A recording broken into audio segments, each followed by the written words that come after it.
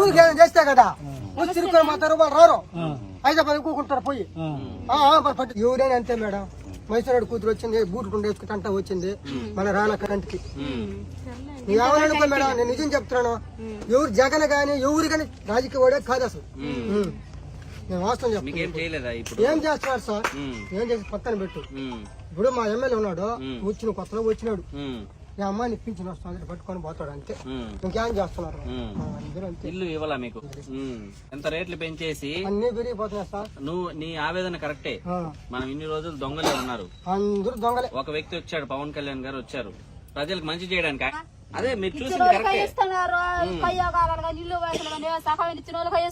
మీకు ఇవ్వడం లేదేమి మీకు ఒక విషయం చెప్తాను పవన్ కళ్యాణ్ గారు రాజకీయాల్లో డబ్బు సంపాదించుకోవాలని రాలా ప్రజలకు మంచి చేయాలని ఆయనకి సినిమా తీస్తే 200 కోట్లు 300 కోట్లు వస్తుందమ్మా ఆయన గెలవకపోయినా కౌలు రైతులు ఎవరన్నా చనిపోతే ₹1,00,000 ఆయన సొంత డబ్బు ఇస్తున్నాడు వైజాగ్ లో ఆయన సొంత డబ్బులు 50,000 ఇచ్చారు బోట్లు కాలిపోతే ఎక్కడ ఏ సమస్య ఆయన ఏం గెలవలే 2 చోట్ల ఎమ్మెల్యేకి ఓడిపోయాడు ఆయన 1,000 కోట్లు ఉంది కదా జగన్మోహన్ రెడ్డికి 1,000 కోట్లు ఉంది కదా ఎవరికైనా ఇంతవరకు సహాయం చేసింది మీరు చూసారా మీరిద్దరు ఎక్కడైనా టీవీలో అయినా ఎక్కడైనా పేపర్లో అయినా టీవీలో అయినా చూసాం మనము ₹1 ఎక్కడైనా సహాయం చేసింది వాళ్ళు చెయ్యరు సహాయం చేసే మనసు వాళ్ళకి లేదు ఒక్కసారి పవన్ కళ్యాణ్ గారిని ఈసారి ఆశీర్వదించండి మేమైతే ఓటుకు డబ్బులేం మీరు ఇన్ని రాజకీయ పార్టీలు చూశారు కదా ఓటుకు డబ్బులు ఇచ్చారు కదా వాళ్ళు ఎలక్షన్ ముందు రోజు వస్తారు 1000 ఇస్తారు 2000 ఇస్తారు ఇప్పుడు మధుసూదన్ రెడ్డి అని చెప్పినట్లు 2,000 కోట్లు దోచుకున్నాడు ఎలక్షన్ ముందు వచ్చారు కదా వాళ్ళ కూతురు ఆయన ఒకే ఒక కారు ఉన్నది వాళ్ళకి ₹10 లక్షల ఆ కారు విలువ ఈ రోజు మధుసూదన్ రెడ్డికి 20 కార్లు ఉన్నాయి ఒక్కొక్క కారు ₹1,00,00,000 లక్షల్లో కాదు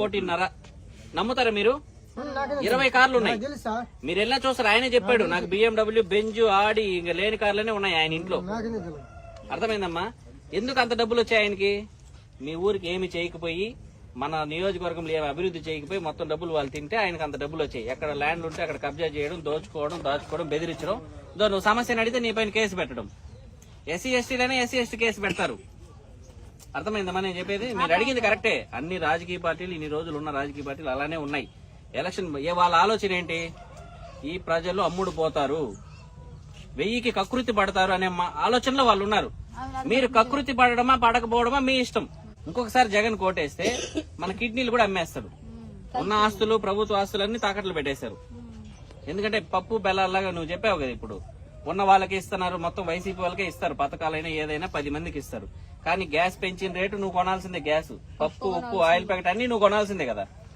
జనసేన పార్టీకి మిగతా పార్టీకి అది తేడా మేము ఓటుకు డబ్బులేం నువ్వు సమస్యను మాకు ఫోన్ కొడితే గంటల్లో అయ్యే పని అయితే గంటల్లో రోజుల్లో అయ్యే పని అయితే రోజుల్లో నీ సమస్య పరిష్కరిస్తాం జగన్ ఒక ఛాన్స్ అడిగితే ఇచ్చినారు కదమ్మా అందరూ ఇప్పుడు అలా మనం అనుభవిస్తున్నాం కదా ఎవరు తెలుసు మీకు ఆయన తెలుసు కదా ఏదైనా సమస్య ఉంటే ఆయన షర్టు పట్టుకుని అడగచ్చు నేను హామీ ఇస్తున్నా దానికి ఆయన నిలబడతాడు ఏ సమస్య ఉన్నా మీ ఊరికి మా నంబర్ ఉంది మీ సమస్యలన్నీ వాలంటీర్ని అడిగారు కదా ఫోన్ చేయండి ఒక్కసారి ఆలోచించండి మార్పు రావాలి ఎప్పుడు వాళ్ళు వీళ్ళే కాదు కదా ఒక్కసారి ఆలోచించండి మీ ఆవేదన కరెక్ట్ అమ్మా ఇన్ని సంవత్సరాలు ఉన్న రాజకీయ పార్టీలు అలాంటివే మీకు అందుబాటులో ఉండరు అవును ఒక్కసారి బదులుకోక గెలిచిపోతే ఆడ పోయి కూకుంటాడు పార్లమెంట్ లో ఏమిరా వాడా జరిగింది సాగు బతుకు ఎట్లా చేసుకుంటాడు ఈ మైసూరు రెడ్డి బూట్లు 2 షూ వేసుకుని వచ్చి స్టైల్ గా కార్యక్రమం పెద్ద పెద్ద అన్ని తెలిసిన ఒక్క ఓడి కూడా మంచి రాజకీయ నాయకుడే లేడు ఎందుకు అవన్నీ మాట్లాడేది సరే మీరు మా కోటేసి చూడండి మార్పు మీరు అనుకునే మార్పు మేము చేస్తాం మాకుండే పరిస్థితులు బాగుంటే చాలు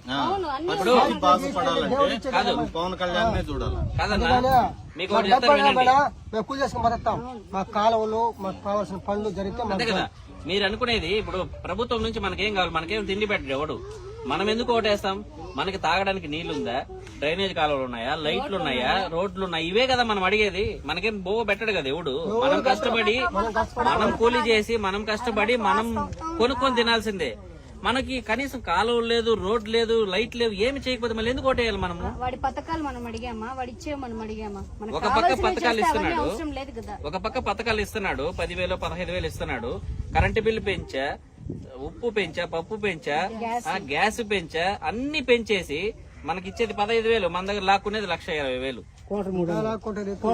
చెప్తున్నా మద్యపాన నిషేధం అన్నాడు కదమ్మా మద్యపాన నిషేధం అన్నాడు చేశాడా 5 సంవత్సరాలు అయిపోతుంది ఇంకా మరి మాట తప్పును మడమ తిప్పను అనే మాటకు అర్థమేముంటది సన్న బియ్యం ఇంటిని సన్న బియ్యం అన్నాడు ఇచ్చే బియ్యం కూడా ఇంటింటికి అన్నాడు. ఇచ్చే బియ్యం కూడా మీరు వెళ్ళి రోడ్డు పైన ఆడో తెచ్చుకోవాలి కదా. మీ ఇంటికి ఇస్తున్నారా బియ్యము? ఎక్కడ తెచ్చుకుంటున్నారు మీరు? ఊరు లోపలికి వెళ్ళి, మీ ఇంటికి రాదు. అడికి వస్తే ఆడి నుంచి తెచ్చుకోవాలి, ఇంటికాడికి రాదు. ఇంటి దగ్గరికి వాళ్ళు వచ్చి ఇరు కదా. అదే చెట్టు కాడ రాసేటోళ్ళు మేడం, ఆ నిలబెట్టుకుని అదే ఊరు ముందర రాగి చెట్టు కాడ పెట్టి అందరూ వెళ్ళి లైన్ లో నిలబడి తెచ్చుకోవాలి. ఈ రేషన్ షాప్ ఉన్నప్పుడు గట్టిగా చేస్తున్నాం. షాప్ దగ్గర నిల్చుకొని తెచ్చుకోవాలి. మీరు మాకు ఓటేసి గెలిపిస్తే మీరు ఇలా మాట్లాడే అవకాశం కూడా ఉండదు. ఎందుకంటే మీకు సమస్యలు లేకుండా మేము చేస్తాం. నేను ఒకటే చెప్తున్నాను కదా నీకు, మేము ఓటుకు డబ్బులు ఇమ్మా. నువ్వు ఓటేసి, నువ్వు నిజాయితీకి ఓటేయి. నువ్వు అంటే ప్రజలు, మీరు నిజాయితీకి ఓటేసి మమ్మల్ని అడగచ్చు. షర్టు పట్టుకొని అడుగు, షర్టు పట్టుకొని అడుగు. మిగతా రాజకీయ పార్టీలు ఎందుకు రాలేదు నేను చెప్పాను నీకు ఎగ్జాంపుల్. ఓటుకు ముందు రోజు, ఎలక్షన్ ముందు రోజు వచ్చి నీకు 1000 ఇస్తే అమ్ముడు పోతావు, నీకు 1000 ఇస్తే అమ్ముడు పోతావు అనే రకంగానే రాజకీయ పార్టీలు. అమ్ముడు పోయేది ఏమన్నా సార్? 2000 ఇచ్చినడానికి అన్న నీకు 1000 రూపాయలు ఇచ్చిన వరకు నేను చూసేదలా. 2000 ఇచ్చేలా అన్న ఏమైనా చూస్తా నేను. మళ్ళీ వాడు ఎందుకు వస్తాడు నీకు? మళ్ళీ రాడు కాదు నువ్వు ఎందుకు వస్తాడు? ఇప్పుడు నీకు 2000 ఇచ్చాడు. 5 సంవత్సరాల తర్వాతే కనపడతాడు.